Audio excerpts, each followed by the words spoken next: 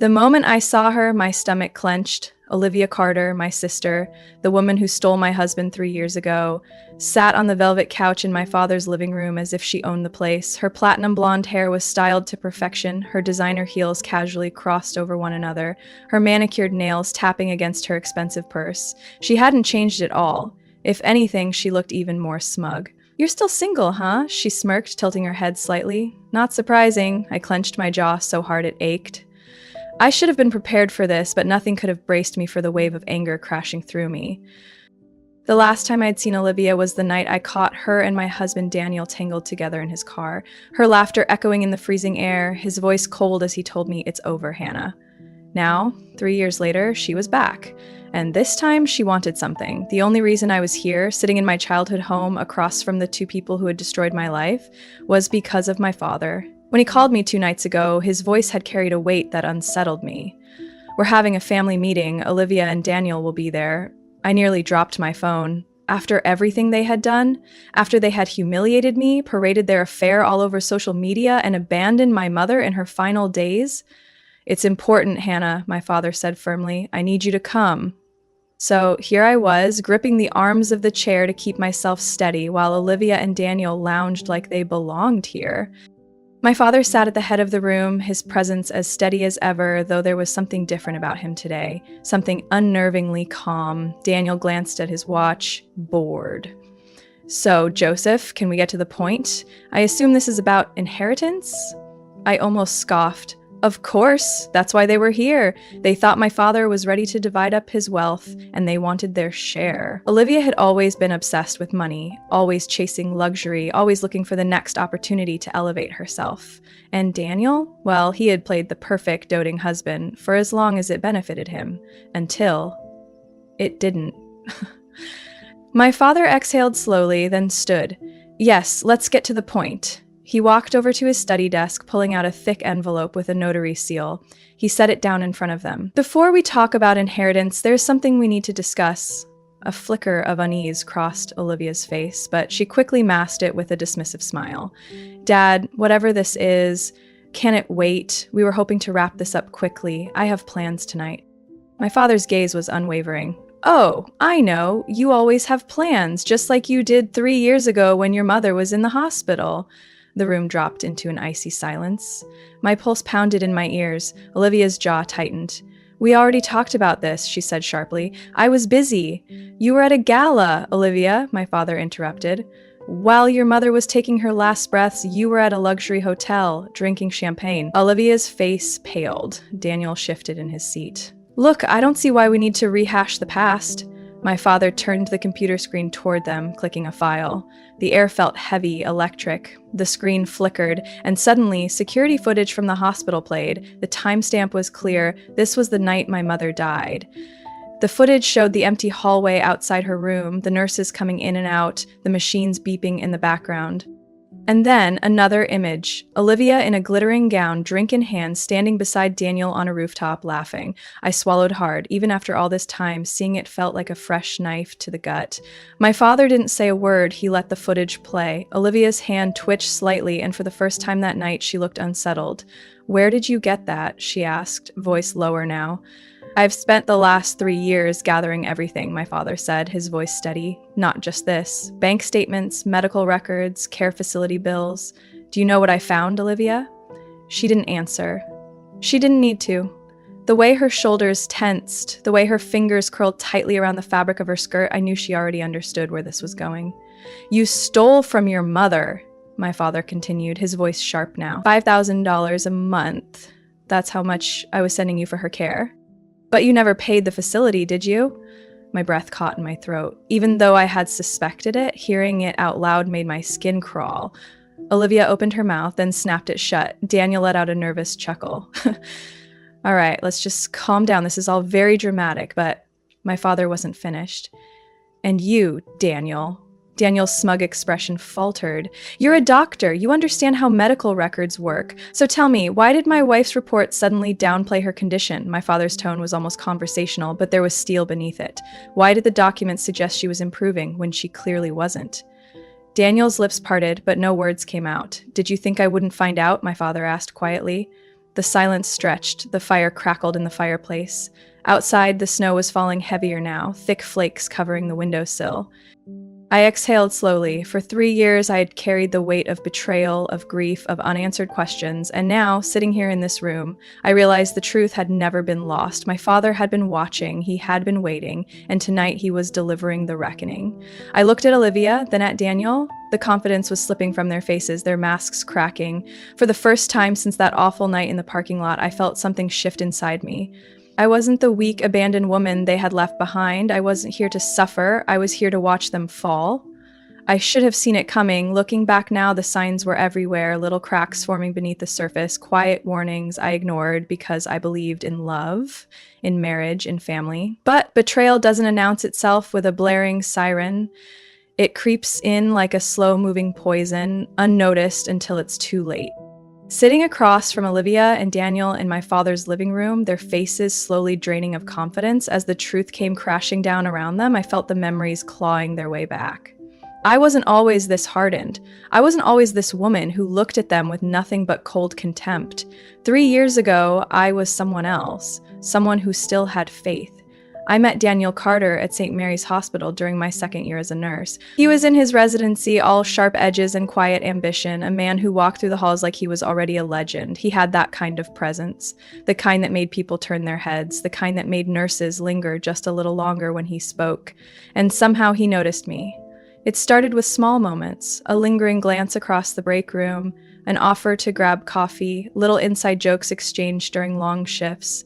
I told myself I wasn't falling for him, but the way he looked at me made me feel like I was the only person in the room. The night he asked me out, it was raining. We stood outside the hospital, his white coat damp at the edges, his eyes shining under the streetlights. "Hannah," he said, tucking a strand of hair behind my ear, "let me take you to dinner, just once. If you don't have a great time, I'll never ask again." I laughed, but my heart was already saying yes. One dinner turned into many. Nights at candlelit restaurants, weekends strolling along the waterfront, whispered conversations under city lights. "I've never met anyone like you," he told me once, fingers trailing over my wrist. "You're the kind of woman I've been waiting for." I believed him. The proposal came a year later, Harvard Square, the autumn wind scattering red and gold leaves around us, a velvet box, a diamond ring, the weight of his words settling into my bones. "Marry me, Hannah. Be my forever." I said yes. God, I was such a fool. The wedding was beautiful. My father walked me down the aisle. My mother cried, and Olivia stood beside me in a pale blue dress, smiling like she was happy for me. But I remember something now, something I didn't question then. That day, as I slipped into my wedding dress, Olivia leaned in close and whispered, "Are you sure about this? Marrying a man like Daniel?" I had laughed, brushing it off as one of her usual comments. Olivia had always been different from me. Taller, flashier, obsessed with status and wealth. She was the kind of woman who turned heads the moment she entered a room, who lived for expensive handbags and 5-star vacations. She and I were opposites in every way, but we were still sisters, and no matter how selfish or arrogant she could be, I never thought she'd hurt me like this. The first signs that something was wrong were small. Daniel started coming home late. He blamed the hospital, the demanding hours, the pressure of being a rising star in cardiology. I believed him. Then came the subtle criticisms.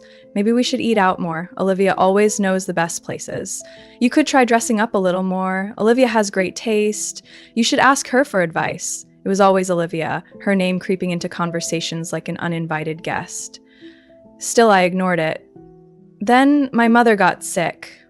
It was slow at first, the fatigue, the aching joints, the way she winced when she moved. Rheumatoid arthritis, the doctor said, but I knew it was more than that. I spent every free moment caring for her. I worked 12-hour shifts at the hospital and spent nights at her bedside, making sure she was comfortable, feeding her, helping her sit up when the pain became too much. Daniel barely noticed. "You're always at the hospital, Hannah." His tone grew sharper. "What about me? What about our marriage?" "She's my mother, Daniel. She's not your responsibility. That's what the money is for. Put her in a facility." I hated him for saying that, but I hated myself more for what I did next. I let Olivia help. She offered, so casually one day, to handle the payments. "Let me take care of it, Hannah. You're already doing so much. Dad's sending money for her care, right? I'll make sure it gets where it needs to go." I trusted her. I shouldn't have. The night it all unraveled, the air was bitterly cold. I had just finished an overtime shift, exhausted and running on nothing but caffeine and grief. My mother's condition had worsened. I had spent the entire day at her bedside, whispering reassurances I wasn't sure I believed. "It's okay, Mom. I'm here. I'll always be here." She squeezed my hand weakly, eyes glassy. "Hannah? I'm sorry. I didn't understand what she meant then. I understood later, because that night in the hospital parking lot, I saw them. Daniel, Olivia, together." Her legs draped over his lap, his hands on her waist, their laughter loud enough to slice through the winter air. The way he touched her, the way he used to touch me, made my stomach turn. For a moment, I couldn't move. I just stood there, my breath fogging in the cold, my heart slamming against my ribs. Then, Olivia spotted me. And she laughed. "Oh my God, did we get caught?" she giggled, nudging Daniel playfully. "You didn't even look ashamed. It's over, Hannah," he said, his voice detached. "Let's not make this dramatic." Dramatic, like he hadn't just ripped my heart out and handed it to my sister. I don't remember much after that, just the taste of bile in my throat, the way my hands shook, the sound of Olivia's heels clicking as she walked past me like I was nothing. Like I had never mattered. Now, sitting across from them in my father's house, I watched as Olivia's confidence wavered. The truth was out. For 3 years, she and Daniel had lived like kings, spending the money meant for my mother's care, throwing lavish parties, flaunting their perfect life. Now their perfect life was crumbling, and I was going to watch it burn. The day my mother died, I was the only one there. Not Olivia, not Daniel, just me. I sat beside her bed, gripping her frail hand, watching the slow, uneven rise and fall of her chest. The beeping of the monitors had become a cruel kind of rhythm, marking the seconds slipping away. The sterile hospital air smelled of antiseptic and the artificial chill of forced air conditioning, but all I could focus on was her face, the way her once strong features had hollowed, the bruises on her skin from countless IV drips, the exhaustion etched into every fragile breath. She was slipping, I knew it. "Mom, I'm here," I whispered, my voice raw from sleepless nights. Her fingers twitched slightly in mine and her lips parted, a weak exhale. Barely a whisper. "Hannah." I leaned in, straining to catch her words. "Sorry." A sharp pain stabbed through my chest. "What are you sorry for?" I asked, my voice breaking. Her eyelids fluttered, but she couldn't answer. Tears burned down my cheeks. I wanted to tell her she had nothing to apologize for, that she was the one who had been betrayed, not me. That Olivia, the daughter she had once cradled in her arms, the little girl she had defended against school bullies, the woman she had tried to love unconditionally, was the one who had failed her. That Daniel, the man she had trusted with my future, had discarded me the moment it was convenient. But I couldn't say any of that, because what did it matter now? She was dying, and she was doing it alone. I squeezed her hand tighter, pressing my forehead against her fingers. "It's okay, Mom. I'm here. I'll always be here." Even if no one else was. The machines beeped again, long, drawn-out tones, a flat line. Nurse rushed in, her face carefully composed in that way medical professionals learn to perfect. But I already knew she was gone. The funeral was small, quiet. My father and I stood side by side, watching as the casket was lowered into the ground. A few relatives murmured their condolences, old family friends hugged me, but none of it felt real. The autumn air was crisp, carrying the scent of fallen leaves and damp earth, but all I could smell was the lingering perfume my mother used to wear. Aunt Olivia wasn't there, neither was Daniel. They didn't even have the decency to show up. Instead, Olivia posted a photo that same day, one of those perfectly staged shots, standing on the rooftop of some high-end restaurant, a martini in her hand, the city skyline glowing behind her. The caption, "New Beginnings." My mother was in the ground, and Olivia was celebrating. Something inside me snapped. I had spent months, years trying to make sense of what happened, trying to understand how my own sister could betray me so easily, how the man I had loved could discard me like I was nothing. But this was beyond selfishness. This was cruelty. For weeks after the funeral, I avoided looking at my phone, avoided scrolling past the pictures Olivia posted of her extravagant vacations, the expensive gifts Daniel bought her, the sickeningly sweet captions about how life always works out the way it's meant to. They wanted me to see, they wanted me to know how little they thought of me, how easily they had moved on while I was left to pick up the pieces.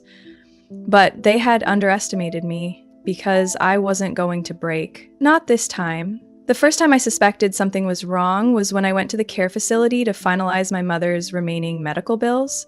I walked into the administrator's office, clutching the paperwork my father had asked me to handle, still numb from grief. The woman behind the desk, a kind older lady with gentle eyes, frowned slightly as she flipped through the files. "I'm sorry, Miss Carter, but these bills haven't been paid in months." I blinked. "What?" She slid the documents toward me, pointing to the long list of overdue notices. Thousands of dollars. 3 months of unpaid care. "That's not possible," I said slowly. "My father sent money to Olivia every month to cover this." The administrator hesitated. "Well, we never received it." A cold dread settled in my stomach. Olivia had taken the money. While I had spent every night at my mother's bedside, while I had juggled 12-hour shifts with feeding her, dressing her, holding her while she cried from the pain, Olivia had been pocketing the money that was meant to care for her, funding her designer wardrobe, her luxury vacations, her perfect little life with Daniel. I gripped the edge of the desk, my knuckles turning white. "Do you have records of the payments?" "Of course." The administrator printed the financial records, and as I scanned the numbers, the truth hit me like a brick to the chest. Every single month, the money my father had sent was redirected to Olivia's personal account.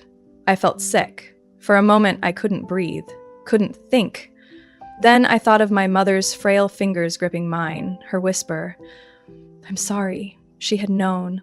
Maybe not everything, but enough. Enough to realize that the daughter she had defended for years had abandoned her in the end. I stormed out of the office, my vision blurring with fury. That night, I didn't sleep. I sat in my apartment, staring at my phone, my fingers hovering over Olivia's number. I wanted to call her, I wanted to scream, but I didn't. Instead, I picked up my phone and called my father, and for the first time in years, he didn't sound surprised. "I know," he said quietly. "I've known for a while now." I swallowed hard. "Then why didn't you say anything?" A pause. Then, "Because I was gathering proof, and now it's time." His voice was calm, steady. It was the voice of a man who had spent years waiting for the right moment to strike. "Come home, Hannah. We're having a family meeting." I stared across the living room, watching as my father dropped the stack of financial records onto the table in front of Olivia. She flinched at the sight of them. "This is impossible," she muttered, flipping through the papers with shaking hands. Daniel sat stiffly beside her, his jaw clenched so tight it looked painful. "You took every dollar meant for your mother's care," my father said, his voice cold. "You let her suffer while you spent it on vacations, on parties, on God knows what else." Olivia opened her mouth, but nothing came out. For the first time since this all began, she had nothing to say, and as I sat there, watching the realization dawn on her that she was finally out of ways to slither out of this, I felt something settle deep in my chest. This wasn't just revenge. This was justice. And it wasn't over yet. The silence stretched, thick and suffocating. The only sound in the room was the crackling of the fireplace and the soft rustle of paper as Olivia's trembling hands flipped through the damning documents my father had just laid before her. Her perfectly manicured nails, painted a deep crimson, curled around the edges of the financial statements as if she could somehow crush the truth with sheer force. Daniel sat beside her, his posture tense, his jaw clenched so tight I thought his teeth might crack. He wasn't looking at the papers, he was looking at my father, at me, at the unraveling noose tightening around their throats. I should have felt satisfaction, I should have been reveling in this moment, the long-awaited reckoning, but all I felt was cold, cold from years of betrayal, from the hollow ache of abandoned, from the realization that no matter how much proof we laid out, no matter how meticulously my father had gathered his evidence, Olivia and Daniel would never truly feel what I had felt. They would never know what it was like to be discarded like yesterday's trash. They would never experience the suffocating loneliness of watching someone you love slip away while the people who were supposed to care simply didn't. And yet, for the first time in 3 years, I had something they didn't. Power. My father leaned forward, his face eerily calm. 3 years, Olivia. 3 years you've been stealing from me. From your own mother. Do you have anything to say for yourself? Olivia let out a sharp exhale, then snapped the folder shut. "You don't understand," she said, her voice thin but edged with defiance. "It wasn't like that." I barked out a laugh, the sound harsh even to my own ears. "It wasn't like that," I repeated. "Mom's care facility was sending overdue notices while you were posting pictures of yourself drinking champagne on yachts." Olivia's lips pressed into a thin line. "Tell me, Olivia," my father continued, his voice dangerously soft. "Where exactly did the $5,000 a month I sent you go? Because it sure as hell didn't go to your mother's medical bills. She had nothing." For the first time, Olivia Carter, the woman who could charm her way out of a speeding ticket, who could spin any situation to her advantage, was at a loss for words. Daniel, however, wasn't. "She told me she was handling it," he said quickly, his voice tight, defensive. His usual arrogance was slipping, replaced by something desperate. "I didn't know." "Don't," I cut in, my voice cold. "Don't you dare sit there and act like you weren't complicit in all of this. You were a doctor. You knew exactly what her condition was. You knew she needed round-the-clock care." Daniel's expression darkened. "I never touched that money, Hannah. That doesn't make you innocent." His nostrils flared. "I wasn't the one responsible for your mother." Something inside me snapped. I surged to my feet, the chair scraping against the hardwood floor. "No, of course not. You were too busy sleeping with my sister." A flicker of something passed over his face. Shame, maybe? But it was gone in an instant, buried beneath layers of self-preservation. "Enough," my father said sharply. His voice wasn't raised, but it cut through the tension like a blade. I sucked in a shaky breath and sat back down, forcing my hands to unclench. My father turned back to Olivia. "Here's what's going to happen," he said, sliding another envelope across the table. "This is my will." Olivia's fingers twitched. "I had it revised," he continued. "Every single asset, every dollar, every piece of property I own, it's all going to Hannah." Olivia's mouth parted slightly. Daniel stiffened. "And as for you two," my father's gaze was like steel, "you're getting nothing." Olivia shot to her feet, her chair nearly toppling over. "You can't do that," she hissed. "That's illegal. I have inheritance rights." My father raised an eyebrow. "Do you?" she faltered. "You think you can challenge this in court?" he asked, his voice deathly quiet. "Go ahead, I dare you." "Because I have something you don't." He reached into his pocket and pulled out a USB drive. Daniel's Adam's apple bobbed. "This," my father said, holding it up, "contains everything. Financial records, bank transfers, screenshots of Olivia's spending, copies of fraudulent medical reports, security footage of the day your mother died, while you two were at a 5-star hotel." The room felt like it had been stripped of oxygen. "If either of you even think about contesting this," my father continued, "I will personally ensure that every single piece of evidence is handed over to the authorities. And let me be clear, this isn't just about inheritance fraud." His gaze shifted to Daniel. "It's about medical malpractice." Daniel's face turned ashen. "You falsified reports," my father said, his voice dripping with disgust. "You downplayed my wife's condition, and you did it while working at a hospital that prides itself on integrity." He shook his head. "Do you think they'll protect you, Daniel? Do you think your career will survive this?" Daniel's hands curled into fists, but he said nothing, and Olivia, she was shaking. Not with rage, but with something else. Something close to fear. I exhaled slowly, feeling the weight of everything pressing down on my chest. For years, I had wondered if they would ever face the consequences of what they did, if they would ever feel even a fraction of the pain they had inflicted. Now, watching them unravel, I had my answer. And it still wasn't enough, because no matter what happened, my mother was still gone. No amount of justice could bring her back, but it could do something else. It could ensure that the people who abandoned her, who left her to suffer alone, would never get to walk away unscathed. Olivia took a step back, her breathing shallow. "Dad, please." My father studied her for a long moment, then shook his head. "I gave you chances," he said. "I gave you opportunities to do the right thing, and you threw them away." He stood, his movement slow but deliberate. "This conversation is over," he said, his voice final. Olivia's lips trembled. For the first time since she walked into this house, she looked lost. Daniel stood abruptly, his hands gripping the back of his chair. His expression was twisted with something ugly, something resentful. "This isn't over," he muttered. My father simply smiled. "Yes, it is." Daniel shot me one last look, one filled with contempt, with lingering bitterness. I met his gaze head-on. And for the first time in 3 years, I wasn't the one looking away. Without another word, Olivia and Daniel turned and walked toward the door. Their footsteps echoed against the hardwood floors, growing fainter and fainter until finally the front door slammed shut. The moment they were gone, the house felt different, lighter, as if something rotten had finally been cut away. I let out a breath I hadn't realized I'd been holding. My father placed a hand on my shoulder. "It's done. I nodded, but I wasn't sure I believed it yet, because the thing about betrayal is that it doesn't just disappear, it lingers. It seeps into your bones. It changes you. But as I sat there, the fire crackling softly, my father beside me, I realized something. I had survived it. And for the first time in a long time, I wasn't alone. I watched them leave. Olivia's heels clicked against the wooden floor, her steps no longer confident, no longer the arrogant strut of a woman who believed the world would always bend to her will. She looked small, like a ghost of the person she had spent years trying to become. Daniel followed her, shoulders rigid, his mouth set in a hard line. They didn't speak. They didn't slam the door. They just disappeared, and with them, so did the weight I'd been carrying for years.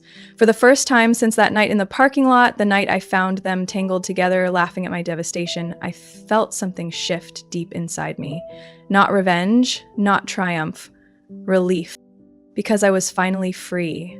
Olivia and Daniel's perfect life unraveled quickly. The moment my father's will was officially executed, they lost everything.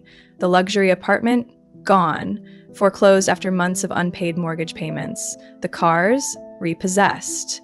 The glamorous vacations, the designer handbags, the dinners at Michelin-starred restaurants, over. And Daniel, he wasn't untouchable after all. My father kept his promise. The evidence against him, fraudulent medical records, falsified reports, proof that he had willingly downplayed my mother's condition, was delivered to the hospital board. A scandal like that didn't just get swept under the rug. His medical license was suspended, his once promising career as a cardiologist shattered overnight. No hospital wanted to hire a man whose name was now synonymous with malpractice and negligence. I heard through a mutual acquaintance that he eventually took a job at a small clinic in some backwater town, treating patients with nothing more than coughs and sore throats. A far cry from the elite surgeon he had once envisioned himself to be. As for Olivia, she tried to cling to what little dignity she had left, but without the money, without the connections, her world shrank. Her expensive friends disappeared. The real estate market, once her playground, no longer welcomed her with open arms. She tried to weasel her way back into the life she had built on stolen wealth and lies, but the doors kept closing. No one wanted to associate with a woman who had stolen from her own dying mother. Her reputation was poison. And just like that, the glamorous couple who had once flaunted their perfect life for the world to see faded into obscurity. 1 year later, I moved back into my childhood home. It wasn't easy. The memories were everywhere, the faint scent of my mother's favorite perfume lingering in the closets, the old family photos that lined the staircase, the garden she had once loved tending to, now overgrown with weeds. But this house was more than just a place. It was a piece of her, so slowly I rebuilt. I spent my weekends in the garden, pruning the rose bushes, planting new flowers, bringing life back to the place my mother had cherished. I repainted the walls, letting in the light that had been missing for so long, and for the first time in years, I allowed myself to breathe. I wasn't the same woman I had been 3 years ago. I wasn't the naive wife who had believed in fairy tales, who had thought love was enough to keep someone loyal. I had been burned, scarred, but I had survived, and more than that, I had won. Not because Olivia and Daniel had lost, but because I had reclaimed what they had tried to take from me, my dignity, my strength, my future. The last time I saw Olivia, it was at my mother's grave. She stood there, dressed in black, looking far less polished than I had ever seen her. The confidence, the arrogance, it was gone. She looked older, tired. We didn't speak. We just stood in silence, staring at the gravestone that bore the name of the woman who had given us life. Then, without a word, she turned and walked away. And I never saw her again after that, and I was okay with that, because some endings don't need closure, some people don't deserve redemption. Today, I live a life I built with my own 2 hands. I still work at the hospital. I was promoted to head nurse last fall, and for the first time in a long time, I feel valued, respected, and more importantly, I feel whole. The past still lingers, but it no longer defines me. Because the truth is, revenge wasn't what set me free. Justice wasn't what healed me. It was the choice to move forward, to let go of the bitterness, to stop looking for apologies that would never come, to stop wasting my energy on people who were never worth it in the first place. And that was the best payback of all. If you had the chance to get justice, would you take it or would you choose to walk away? Let me know in the comments. I'd love to hear your thoughts.